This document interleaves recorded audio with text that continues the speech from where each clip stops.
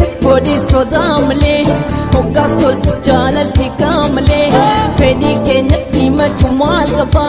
kabenya ko tiratahi abba nagabe